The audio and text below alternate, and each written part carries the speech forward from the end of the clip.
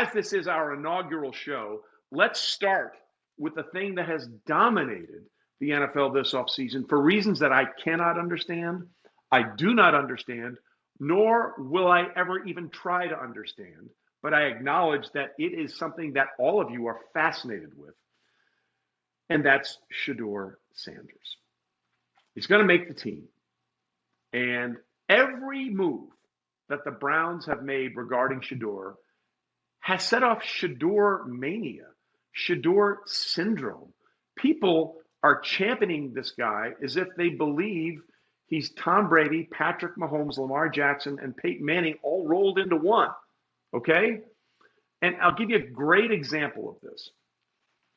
When he didn't play on that potential game-winning drive in the Browns preseason finale, people literally, they went to their social posts. And these are people who I actually have some respect for, and said things like, the Browns are sabotaging Shedeur Sanders' chances of success. Kevin Stefanski has it in for Shedeur Sanders. The NFL needs to investigate what's going on with the Cleveland Browns and Shedeur Sanders. Stop it. None of that is true. None of it is true. Let's just break down what actually happened, okay? There was an opportunity on the last drive of the game, potentially a 2-minute drill, that Shedeur Sanders was not allowed to play. They put in Snoop Huntley. Now, why did they do that? Well, first of all, when the Browns signed Snoop Huntley, former Pro Bowler with the Ravens at quarterback this summer, I said at the time, guys, you understand he's just a camp body, right? You understand that the only reason they signed Snoop is because they need a body for camp, because Joe Flacco was hurt, Kenny Pickett was hurt, at one point Dylan Gabriel was hurt. They needed bodies to take reps. And I took all kinds of heat. How dare you disrespect Snoop Huntley this way? He's a former Pro Bowler. Yeah, I know. I also know that he had no chance of making the team, and they needed somebody to run plays for them in camp so they could get the players that were going to make the team ready. Okay? So keep that in mind. So in that preseason finale, they gave an opportunity for Snoop to play and run that final drive. Didn't work out, wasn't a really good drive, but they gave him an opportunity to put something out there on film. You know who else did this? Bill Belichick did this in 2013. In the Patriots preseason finale, I think it was against the Jets, in 2013, he played Tim Tebow for the entire second half. Now, why did he do that? Because Bill and everybody else in that Patriots organization knew that Tim Tebow was not going to make the team. He was not going to be on their final 53-man roster. And guess what? He wasn't. He was released. Bill did that because he wanted Tim to have something on tape, and they wanted him to have something that he could show to other teams in case they had an issue arise with their quarterback situation. It didn't happen. Tim was never picked up, and he wasn't signed again in the NFL until Urban Meyer, his college coach, had the brilliant idea of saying, hey, you know what, Tim? You were so good at quarterback in the NFL, which he wasn't. We're going to have you change positions and be a tight end, and we're going to sign you to a contract. And we're going to play you at a position you haven't played, and you haven't played football in 6 or 7 years. And of course, it went miserably, and he had to be cut because the team knew he wasn't going to make it. He never should have been signed in the first place. But that's a separate issue. The point I'm making is Bill Belichick went out of his way to try and help Tim, to give him an opportunity to put something on tape in case an injury arose, which happens every year in the preseason, and maybe someone will want to latch on with Tebow. That didn't happen. That's exactly what Kevin Stefanski did here. He knew Snoop had no chance of making the team. So what he wanted to do in his final preseason game was give him an opportunity, potentially, to put something out there on tape to remind people that, hey, at one time, Snoop did some pretty good things for the Baltimore Ravens and played in the playoff game and did some things okay, just to remind them, okay, in case something goes wrong, you have a guy, and this is an opportunity for him to showcase his wares. It was not an attempt to sabotage Shedeur Sanders, because what happens after that? Snoop Huntley is cut. And oh, by the way, the Raiders have an injury to Aiden O'Connell. So suddenly, they need a quarterback.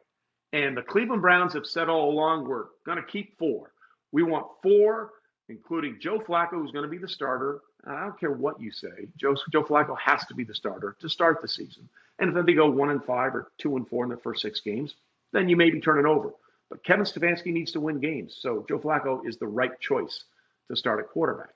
So when Aiden O'Connell goes down with a broken wrist, suddenly Kenny Pickett, who was the backup quarterback for the Browns, becomes extremely valuable and a commodity. And because the Browns have said all along, hey, we're keeping all 4, that increases the value that they want in a return trade for Kenny Pickett.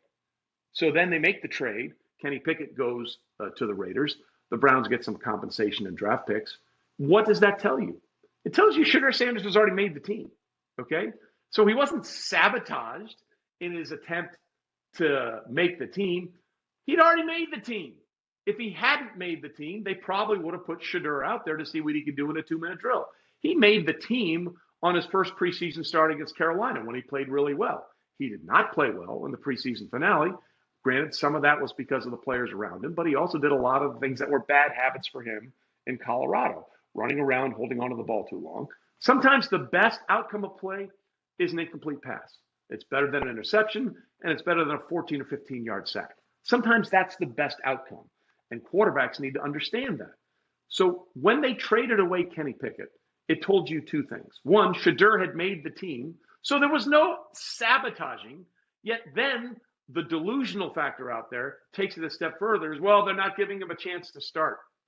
He was never going to be the starter. They've been telling you that since the first day of training camp, where he was 4th. He was 4th on the depth chart, behind Joe Flacco, behind Kenny Pickett, behind Dillon Gabriel. He was 4th. He never was going to start. Now, this may upset some of you because you think he should have been the starter. That's not important. That doesn't matter. Your opinion about what Shedeur Sanders should be is irrelevant. Do you know why? Because you're not running a football team. You're not a head coach on a football team. Now, you could say the Cleveland Browns have a history of not knowing what they're doing, and the NFL has a long history of screwing up the quarterback position, and all of that is true. But that still doesn't change the fact that this is the way the Cleveland Browns have seen Shedeur Sanders since they drafted him in the 5th round. Let's take it one step further. Then the delusional Shedeur Sanders camp people will say, well, he wasn't given the same opportunity as Dillon Gabriel to compete for potentially the 3rd or 2nd string job, which looks like Dillon is right now because of the trade of Kenny Pickett. And to that I say, yeah, he wasn't. Do you know why? Because he was drafted, Dillon was drafted in the 3rd round. Shedeur was drafted in the 5th round, which means as an organization, whether you like it or not, whether you think it's the right idea or not, they have more invested in developing Dillon Gabriel than they do in Shedeur Sanders. So they are, of course, going to give Dillon Gabriel more opportunities. I'm not saying it's right. I'm not saying it's wrong. I'm saying it is. And you need to see that. It's like when Brad Pitt got bitten by Tom Cruise in Interview with a Vampire, and he opened his eyes and saw the world for the first time with his vampire eyes, how very different it was. Y'all need to start looking at this thing through realistic scopes, okay? Everything the Browns have told you since when those 2 quarterbacks were drafted, since how they were stacked on the depth chart, told you that whether it's right or wrong is irrelevant. They told you this is what they believe. They believe Dillon Gabriel has a better shot at becoming an NFL quarterback than Shedeur Sanders. Now, they may be wrong. It's Cleveland. They've been wrong a lot, but that doesn't take away from the fact that this is what they've been telling you all summer. You just didn't want to believe it. You just didn't want to listen.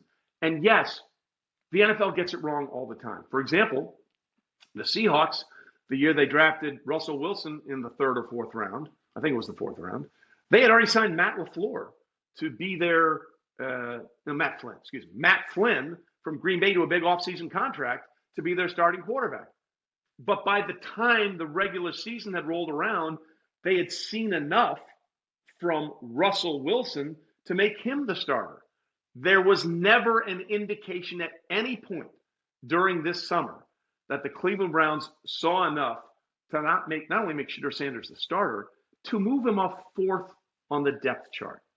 The fourth on the depth chart was the most important number for Shedeur Sanders the entire season, because the preseason games are a reward for how the coaches believe you have played in practice, how you have picked up on the offense, how you have understood what they want you to do.